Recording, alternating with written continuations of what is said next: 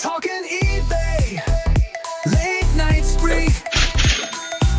Everything I never knew I need. Talking eBay, just one more click. My bank account says, you're making me sick. You're making me sick. Hey, welcome to another episode of Talking eBay. Appreciate everybody tuning in and saying hi. So how's everyone doing? Spring is finally here. Can you believe it? It is like crazy weather here in the Northeast. Just nuts. And hopefully you're getting into the yard sales season. It is definitely time to get going with that. So hope everyone is well. Hope everyone's getting out there and getting ready for the season, getting ready for spring, getting ready for summer, third quarter, fourth quarter. You know what's going on. Everything is happening so quickly with sourcing and what's going on with your eBay journey.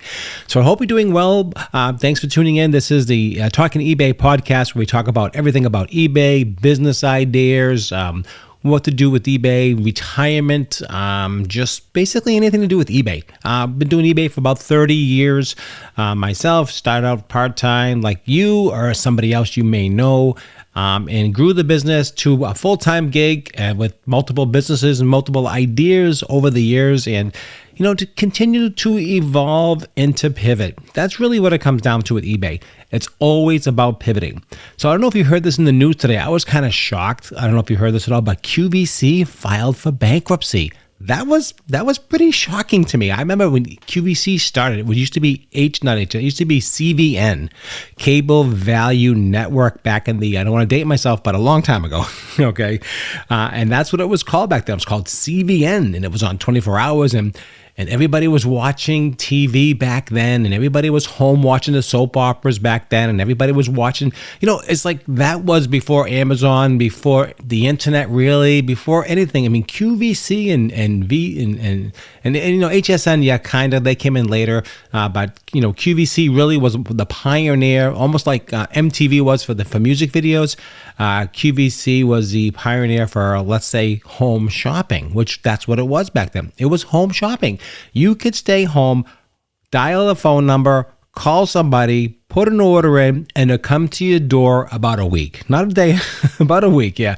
Depending what you ordered and depending when you ordered it and what warehouse it was coming from. But that's really where it all kind of began. Of course, catalogs were before that. There was, JCPenney had catalogs and Sears had catalogs. There was always this infatuation for online ordering, quick response. You don't have to go to the store. And that's all great, and that's cool. I'm not sure what year the Sears catalog. I think Sears was probably the first catalog. I think that came out. I'm not sure what year. Let me just do a quick what year. Let me just see real quick. What year did Sears start? What year it started? Oh wow, Sears catalog was founded. Sears and Roebuck was founded in 1893. Okay, that's when Sears opened and do a catalog. Let's see when that is. Let me just get a quick idea on that. And the catalog started, so catalog was purchasing from 1888 to 1993 was the, with while they, yeah, okay. So that's when it started. The big book catalog was in the 1888. That's crazy. Iconic Sears Roebuck and Company, big book. That's what it's called. I remember back in the day, I used to love to get the catalogs. Radio Shack had a catalog. They all had catalogs. JCPenney, and you were excited to see that. Almost like you were excited to see the Sunday paper, especially during the holidays. Thanksgiving, you used to wait to get that paper. I remember my mother-in-law used to get the paper and she'd give it to me, and it used to be jam-packed with Circuit City and Freda. There used to be a place called Freda up here. And you have Leechmere, and you have Sears and Zayres, I think it was. There's so many different stores that have come and gone, and Almies and Ames, and I can go on and on. And in your area, you have different places, right? Wherever you're listening to this podcast, and things are evolving. So it's so sad that QVC is also taking the brunt of the punishment from Amazon. Yes, the Amazon is destroying QVC. It's just that they're on TikTok, they're on YouTube, they're trying to stream, they're doing this, they're doing that. The people today don't have I don't know what it is. Nobody has the the time anymore. Everybody wants instant gratification. I just want to click buy and I want to get it tomorrow. Nobody wants to sit and watch a show they do watch. People love to watch content. People want to learn about certain things. Yeah, that's great. You can do that. But nobody wants to sit there and watch a vacuum cleaner for a half an hour and think about buying it. Now, they know what they want already. Consumers are faster than that today. People want instant satisfaction. People want to buy things today. They want it tomorrow. And that's what's killing the QVC, I believe. People are it's just a different world today. Back in the day, we used to sit down on a Sunday and watch QVC for 2 or 3 hours. They had the cooking segment, and they had the holiday segment, and they had the food segments. And no one has the patience anymore. Nobody has the time. Nobody has, I don't know, whatever it is. It's just everything is swipe, watch, and then buy, right? And that's what's going on. But eBay is still holding on. Hopefully, they will not be a victim in this. I think not, because of the uniqueness of eBay. eBay has a specific, I wouldn't say mindset of just older things, right? You're not going to go to eBay and buy a brand new. You might. To buy a brand new Dyson vacuum, he might, I don't know. But people most likely are going to go to Amazon, or they're going to go to another third-party kind of seller that they know, maybe even directly to Dyson's website if they have some better options. So it really has changed the landscape of shopping, right? I mean, like I said, we used to watch, first of all, years and years ago, stores, everything was closed on Sunday, right? The blue laws were in effect, and there was no internet, there was no Amazon, there was just, you had to watch TV, or if you were interested in watching something. I remember buying gold years ago on QVC, or my mother-in-law was a huge fanatic of QVC. She had her card on file. So if she wanted something, she'd say so-and-so name, card on file, boom, it'd be there in a week. I mean, it was just amazing. And they got faster and faster, of course. So I think they're losing that generation. They're losing those people who used to sit down and watch that type of thing. Now, I don't know if people watch soap operas still anymore. I don't know if that's still a thing. If it is, let me know, if you want to respond to this. So if you don't know, it's Talking eBay, and that is the email address. It is talkingebay23@gmail.com. Again, that's talkingebay23@gmail.com.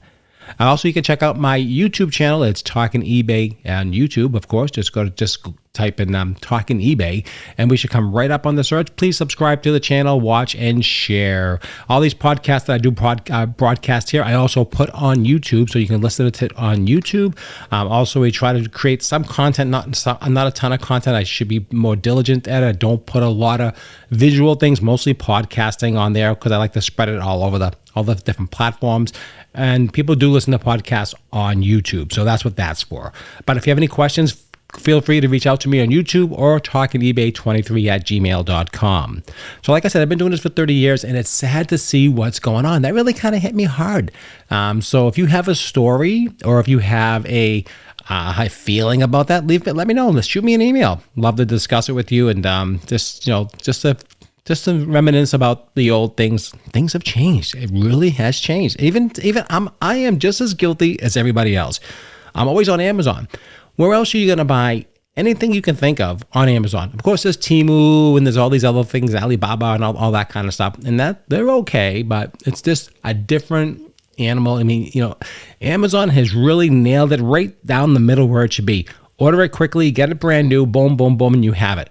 And it's just the Radio Shacks have gone, and the Sears have gone, and the Woolworths and the JCPenney. I mean, I'm not sure how they're hanging on. I mean, the JCPenney, my location, looks like it's half dead all the time. I don't know how they're doing it. Really, I don't know. But if I need something, if I need bubble mailer for eBay, I go on Amazon. If I need tape, I order the tape on eBay, because I get that credit. If you have a store, you get a $25 credit. If you're not familiar with eBay's basic store, for $25 a month, they give you $25 credit every quarter towards shipping products. And if you upgrade the store to I think there's 3 different levels. The middle level, you get 100, maybe one, and then the next level you get 150. I have to check. I haven't done that in a long time. I just have the basic store, because you don't need the higher end store. And just for a tip, just to let you know, I have the basic store, and it gives you 1,000 listings. But A lot of times they give you a lot of promotional listings. I have a lot of media online. The media is free. Doesn't count against your 1,000 listings. So I got like 400 CDs on and 200 DVDs on and VHS tapes. They don't count against that 1,000 listings. So that's really good. So I have like 1,600 listings and I only get charged for the 1,000 every month. One month I did go over. I think I got charged like 50 cents or $1 because it was just crossed over. You know what I mean? And you can check on your app too. You go to your eBay app on your phone and you can actually search how many listings you have left to list. And I'll actually pull mine up right now. So as of right now, I have 314 listings left. Now, some of those will include some auto relist. So as things end off every 30 days, that's how eBay does it. They refresh and then get posted as a relist. So I'm very, very close to having to go to the next level store, I think. And it says here, fixed pricing. I have over 1,000 available, free insertions for selected categories, like I said, and live auction style is up to $250 a month. And I don't understand how that works personally, because every time I try to list one, they try to charge me a quarter. I don't know. I don't do that. I don't care. But it says it's free, but I never seen it, so I don't know. So that's just how that works. So definitely, and I tell you another big thing, I've got a what is the word I'm looking for? To be invited to do eBay Live. Now, I don't really have enough stuff to really do eBay Live. That's really more of a mainstream, if you're a coin collector or Pokemon cards or sneakers or something they have a lot of inventory in that you can, build a show. Because the secret to these live shows, and I don't care if you're on Whatnot or TikTok, whatever, it's consistency and product. That's what you really need. Consistency and product. So every Thursday, check me out on this channel and I'll have this new products, but the same idea. Like I have electronics, or I have cards, or I have coins, or I have money, antique, whatever it is. So that's how those lives work. And that's why I don't do it, because I don't have enough inventory. I'm scattered. I have a lot of different stuff, So so that's how that works. So talking about different stuff. So I'm just wondering if you're out there sourcing. I'm finding all kinds of cool stuff. I'm selling all kinds of cool stuff. I just sold a VHS King Kong movie, brand new. It's brand new sealed. I got $18 plus shipping. VHS still sells. Media still sells. Sold the CD the other day, last week, for like $15 used. I have a couple of new DVDs here I'm going to list. They sell for like $15 to $20, depending on what it is. Some sell for $3 and some sell for $50. It all depends. You have to look them up and see what they're worth. And that's where your education is so important to learn. Do the study the sales, do the 3-year with Terapeak. Just, look at everything and just, really, really drill down on your education. It's so, so important. If you want to succeed on eBay, it's just, there's no other way to do it. You have to get educated in that. And you want to make a lot of money? That's the way you do it. You have to get in there, and you have to, because if you sell something for less than it's worth, you're not going to be happy. You're just not. You're just going to be very, very upset. And, you don't want that, that feeling of, yeah. Yeah, you don't want that. You don't want that. You want to be excited. You want to say, yeah, I hit something. I got a home run, and that's what you're looking for. So don't be afraid to do the research and learn. So that's what I have about that. So I hope everyone's doing well. Like I said, eBay's doing okay for me. I had a couple of issues this week. And I tell you, I used to have concierge. Now, for some of you in the audience who don't know what that is, concierge eBay a few years back, maybe about 10 or so, maybe 12, we went to an eBay location, an eBay Live it might have been, or eBay Open, whatever it was. It was in Pennsylvania. And during that time, they said, anybody here at the show today, might have been Vegas, I forget when this was, I've been to a few of them, we're going to give you concierge for the rest of your life. Concierge means you have a personal representative from eBay who's in the United States, who speaks English and understands exactly what you're saying perfectly, and there's no issues at all, because they understand the program, they understand your language, and they understand. I have nothing against calling other countries, but when you're trying to explain something to them, and I'll give you a story in a minute, they just don't understand the slang or what we're trying to say. Not that they don't know their job, they do, but sometimes the slang or it just doesn't translate properly. They just don't get it. And that's just, but before, when we had the concierge service, it was unbelievable. It was like, the guy in California, he was home, he worked, and he dealt with people all day. And that lasted for about 10 years. And then one day they left it. They just let it. They let everybody go, and they left us high and dry and just dumped it. Now we're supposed to have it for life, but you know how that works. You're only as good as your word, and let's just take it for that. Let's just call that the way it is. But it was awesome because if I had an issue, I'd call them up, speak to somebody. Oh yeah, we'll take care of that. No problem. You know, my store name is J&M Sales on eBay. No problem. We'll take that feedback away. I can see that's an issue. They understand what I was saying. They understand the process. They understand the language. They see the feedback. They're not reading a script. They're not. I don't know how to explain it. But eBay, if you're listening, it's okay. And for the most part, it does work, but it's just, they need more training. They really, really do. So back in the day, it was really awesome. So now it's not. I have to call like everybody else that I'm getting who knows where in what country. And it's like 15 people in the background talking. You know it's a center. You know that's what it is. And hopefully they're trained. And most of the time they're not. Because I had an issue that a customer said he received something damaged. Okay, no problem, back and forth, and he sent it back to me, and basically he broke it because there's no way this item was received damaged. It's impossible. It was a clock part that was wrapped by me, it was put in a box by me, and the only way this could break if someone actually took it and actually tried to remove it and break it. There's no way that could happen during ship. It's impossible. You can bend it, but not snap it off. This is all metal and steel. This is not that easy to break. So I tried to discuss that with the eBay representative, and after 7 phone calls, each one of them was roughly about 45 minutes, I was getting PO'd. I said, listen, I'm really getting tired of all this BS. I said, this is exactly what happened. I would talk very slowly and very just really specifically and just, I try to eliminate the slang and, all that. We're from New England area, so I just try to make it very, very simple as possible. And he kept on transferring me to another representative. Finally, I got some, again, not in this country, who understood a little bit more. He says, let me try to put an appeal in for you. I understand. Let me see if I can help you. There's no guarantee. It's got to go to the appeal process. I can't do anything. See, back in the day, the eBay concierge could give you credit. The eBay concierge could do things immediately for you to make you happy because we're customers too. We are paying thousands of dollars in fees. We are doing all the work. We're doing all the sourcing. So we deserve some customer service as well. Not like the other company, who I'm talking about, the big A. They don't care about the sellers. But eBay does care. At least they did care. So this guy did care. And after, like I said, the last time, all I was looking for is for my final value fee. I mean, the guy returned it. He returned it broken. I mean, it was just ridiculous. I just wanted my $5.11. So I made 15 phone calls for $5.11. I was telling my wife, I said, listen, I'm not making any more calls for $5 because my time is worth more than $5. And, well, she wanted me to keep making those calls. And if you've been married as long as I have, you make those calls. That's just the way it goes, guys.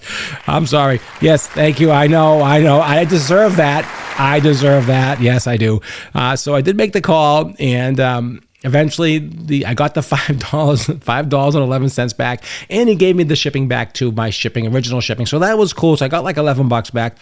Yes, I had to make 15 calls, and it took me probably like 4 hours of my time, and I probably could have made like $500 in shipping and selling all the new products with that time. But I wanted to make other people happy, not just me. So I guess that's how it goes. So it worked out, and it doesn't happen that often, honestly. It just doesn't. Most of the time, it does work out. eBay's pretty cool about it, and they'll take care of you, and that's really important. So that was some of the news. So like I said, spring is here, and it's time to get out there and get your stuff. And I want you to get motivated, guys. When you listen to this podcast, you listen to this for a couple different reasons. From education, motivation, and inspiration. And here comes the inspiration. It's time to get off your butt and stop complaining that you can't do eBay. You can do eBay. eBay is super easy today. Use your smartphone, use a camera, go online and make it happen. There is no excuses why you can't make money. I don't care what anybody says. You can make money. Get out there. You can hustle. Go to yard sales. Go to estate sales. Go to the trash. I don't care what it is. I've made so much money from trash. It's ridiculous. Listen, there's like I said, if you listen to my last podcast, you could turn trash into cash all day. all day. And if you have a little bit of technical skill or a little bit of mechanical ability, you can even make more than that, okay? Because it's so important to help people, and you're taking stuff in you that's going to be thrown in the trash, and you're going to actually help recycle that and put it back into the community. And that's really how I look at it. And I do get a benefit from that. Yes, I do make some money, but I also do save some products. And I think that's really important today. I mean, especially, we don't want everything going in the trash, and that's what it is. So there's no reason why you can't get off your, and get going. This weekend's coming up. Get out there on a Saturday. Even if it's 1 yard sale or 2 yard sales, try to negotiate a little bit and just, get your feet wet. And you can do it because it's not that difficult, guys. It's really not. The hardest part is in your head. Okay. Oh, I can't do that. Oh, I don't have the time for that. Oh, I don't know what that is. I don't know how to sell. I don't know how to ship. It's all online. Everybody today, I don't care how old you are, and I'm no spring chicken, but you can sell. Okay. Just do a little bit of research, ask questions, send me an email if you're not sure. Go on YouTube. There's 18 gazillion how-to videos on how to sell on eBay. You don't have to watch any of mine. There's 19 million of them doing the exact same thing. Find somebody that you resonate with, someone you like, and follow that person. Ask them questions. There's no reason why you can't sell on eBay. And it's all in your head. It's all in your mind. It's nothing but a mind block. And I talk to 1 million people who I work with over the years and some of my mastermind groups. And I tell them, this is how you do it. And they follow the program and they always thank me later. And then now they're on Whatnot. Now they're on TikTok. And now they're on Instagram. They're selling. And you can just blow up yourself. It's not hard. So just list one thing. Even if you lose money, learning the process is more valuable than the actual item. Education, motivation, and also experience. You can't buy experience. Okay. I have all these people say, oh, I can hire this person to do this and this person to do that. He just started. What experience does he have? How does he know how to sell? How does he know how to manage? If someone's running a course, oh, he has 100,000 subscribers on YouTube. How long has he been doing it for? Maybe he just started. Maybe he thinks he knows it all. But someone who's been doing this for 20, 30, 40 years, being an entrepreneur, selling on eBay, starting businesses, closing businesses, being in malls, doing this, doing that, they have a lot of educational worth. Really, it's really what it comes down to. You need to have some education, but also experience, because nothing beats experience. You can't pay for experience. This is why people with higher degrees and a lot of experience, they really get the big bucks because they know what to do. They know how to pivot. They know how to manage. They know how to sell.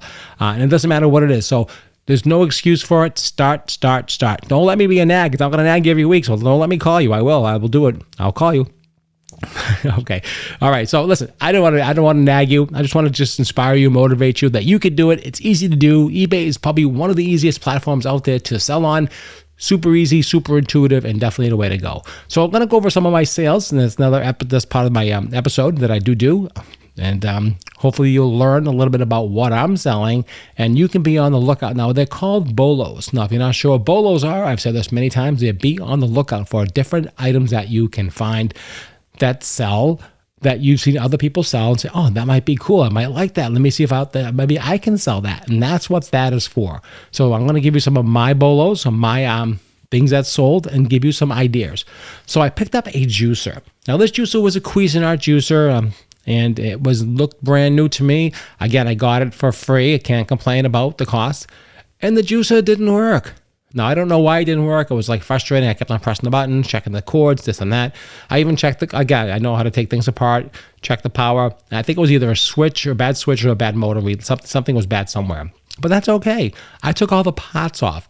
I sold all the pots for more than the juicer was worth because people can't get the parts. Are they going to pay a fortune?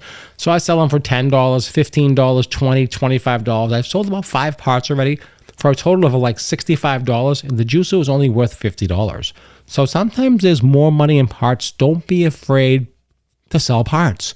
Don't be afraid. The King Kong original studio, like I told you before, that home VHS, that was rare. It says rare. I don't know how rare it is, but it was sealed. I got $18 plus $6 shipping for $25 for a VHS video tape. Yes, they do sell. Now, another cool item to look for, keep on the lookout for, especially when you're at yard sales, is old vintage cameras. Now, I don't mean those cheap point and shoot 35 millimeter crappy ones that you had when you were, not those. I'm talking about the Olympus, a little bit more professional 35 millimeter SLRs, not DSLRs. DSLR means digital. SLRs are film. So someone's trying to sell you a DSLR, it's okay. But people really like to collect the old film cameras because that's really making a big comeback. People love shooting black and white and film because it's an art form. It really is an art form. So I sold it, and this has been on for about 3 years, honestly. It was an old listing. And I got the camera. I bought a bunch of them in a lot. It was a bunch of cameras, a big lot I got, I think online. I forget what auction I was on, and I won the lot. And this is just one of those cameras. I think I paid, maybe I broke it down to like $20 for the camera. Just sold, shipped it out yesterday for $150 plus $20 shipping. This is an old camera, Olympus. It's a 0M10 35 millimeter camera. With a 50 millimeter lens, which is great. I think it's an f1.8 lens, and then a Vivitar 0.75 to 205 zoom lens. Both of those things together for $150. That was a fantastic deal. Also, sold, my daughter had an old dress she didn't want anymore. Sold the dress for $24.99. I said, I can't used. I said, that's crazy. $24.99 plus $7.50 for a used dress. Yes, dresses do sell, used or new, but that's just the way it goes. Some of the keywords were important, but yes, it did sell. A vintage Seiko quartz clock, $60 for the clock, plus $20 shipping. That's a great deal. Little bumblebees, little brooches. I sold one of those for $10. Not a lot of money, but $10. I think it cost me like 50 cents or a quarter. Not a lot of money, plus $6 shipping. An old Zenith 1950s. It's an AM/FM radio, a model A410. Very cool. Got $50 plus $50 for that plus shipping. What else did I get? Let's see. This is another one. This is a weird one. Now listen to this, guys. So I picked up an Electrolux Jubilee model 1401 canister vacuum. Now this is a very cool mid-century modern vacuum, very heavy, high quality. Really industrial. The thing still works fantastic. I bought some bags, some fresh vacuum bags for the bags for the dirt. I picked them up on Amazon because where else you gonna get those? That's cool. And it had all the accessories. It had the hoses. It had the power head. It had everything. So I'm looking online. They sell between $300 and $400. You heard me right. An old vacuum from the 50s. $300 or $400. Now it's a Jubilee vacuum. Yes, that's a great vacuum. I put it on for $300 plus $80 shipping because it's really heavy. It's really heavy. I got the box. Something like that. Make sure you find the box. Make sure you weigh it. Make sure you get the right measurements and know your shipping. Because if I just put $25 in and someone bought this from, I don't know, the furthest part from me is like way out in some Colorado maybe, or somewhere in California or someplace like that. It's $50, $60, $70 for shipping. If I charge $25, now it starts eating into your profit, right? So you have to make sure you put enough shipping in there. Make sure you handle that shipping correctly. That's why you should know your weights and your measurements and get those down pat before you even list it. Something big, not something small, but something really big. This was heavy. Again, this weighed like almost 35, 40 pounds with the box. So ship that out. I made a video, showed it working, the whole thing. Sent it out, and she got it in a couple of days, and then she sent me an email. Oh, it doesn't sound right. The bearing sounds like she said to me, the bearing sounds like it's going. And I know it's not going because, again, I'm pretty mechanical. I know what bad bearings sound like. I ran this thing for a while. It would sound really fantastic. Great suction. And you know a bearing is going. You can hear a winding noise or a whizzing noise or a grinding noise. You can tell when something's grinding versus just just running like a normal vacuum. Oh, and it had a little chip in the thing, this and that. And so this is the problem with this complaint. So she says, what can we do about this? See, this is the person who offered me a lowball offer for like $250 or $225 originally. And I just refused that offer. I said, unfortunately, I can't take that offer because it's just, I think it's too good of a product for myself personally. There's nothing on in this condition with all these accessories. So back and forth, I said the best I can do is we can do $300. I think I was asking $350. I think it might have been $350. So $300. We settled on $300, and then she got the product. Then she came back. She says, "Oh, this happened. This sounds like the bearing's going. I don't know." I said, "Well, let me know what you want." And she says, "What can you do for me?" So when they say to you, "What can you do for me?" that's code for I want some money off.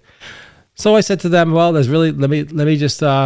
Think about it. Let me just get back to you over the weekend. They'll try it out. Maybe it'll be okay. And then never heard back from her again.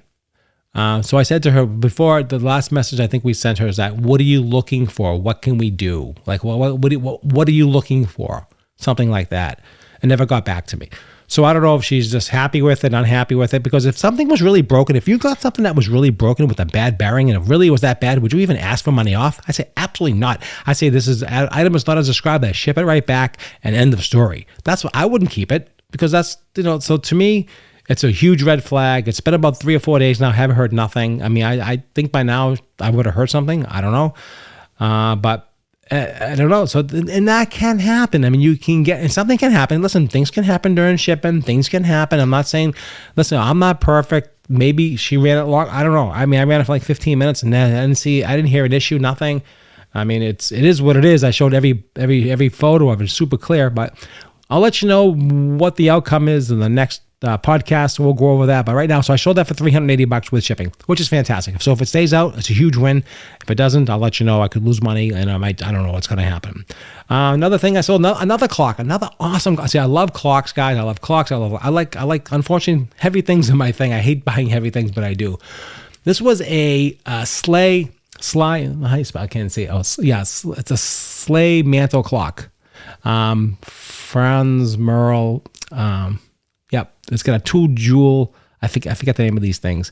So it's a beautiful clock. I'm just telling you, it's a gorgeous clock. Now I found this clock on Facebook, and so the guy was asking. I think he was asking like $40. I said, it doesn't run. He says $40. I said, can you do 25? He says, sure. So I met him. The clock is gorgeous. It's a gorgeous mechanical clock, chime, beautiful, but it did not run. So I take it back to my home and I clean it up. And most of these clocks, usually it's a good cleaning or an oiling or degreasing, really, because they get gunky from just sitting around. Then things get a little gunky, I don't know if that's a word, and they get dirty, right? So I really spread it down. I cleaned it. I put it through a cleaning process that I have for these clocks. I took it out and it worked beautiful. Gorgeous, gorgeous clock, gorgeous chiming, kept perfect time, and I couldn't find anything online like this clock. I found this specific name, but not this style, and they were going for good money.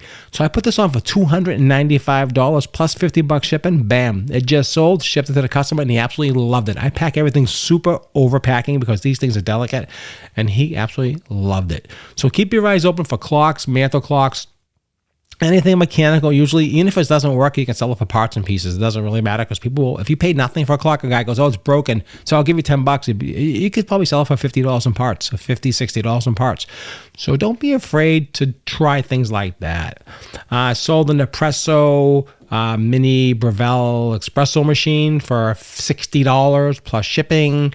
I sold the Ryobi 18-volt cordless caulking gun, right? One of those, $32 plus shipping. That was almost $50 with shipping. Sold a cool movie. I don't know if anybody remembers the original movie called Willard. Remember Willard? Well, this is called Ben. This was a sequel to Willard. This was a VHS movie, original seal, that had the Michael Jackson song on it. I got $50 plus shipping. So media does sell. You just have to kind of look and just find out, what's going on with that. And you never know. A Dell Latitude floppy disk drive. Remember the old Dell computers had the removable floppy disk drive that you can put in like different drives in? Sold that. That was $18 for that. And I can go on and on and on. So you can see how diversified my product, different products that I sell. It's all over the place. Hey everybody, thanks for tuning in to Talking eBay. If you feel that the content that you've received on this channel gives you some value, please consider buying me a coffee. It keeps our channel going and keeps us doing what we love to do, and hopefully you're loving what we do. Thanks for considering this, and have a great rest of your day. Okay, guys, so that's pretty much it for the show. Hope you enjoyed this content. I really was excited to do it, and just keep on sourcing, get out there, and don't be afraid to list, don't be afraid to buy, and don't be afraid to sell. That's what I have for you guys. Hope you enjoyed. I'll see you at the next Talking eBay, and thanks for listening, and we'll do another podcast in a few weeks, and I appreciate you listening to this one. Have a great day, and make it an awesome, awesome time.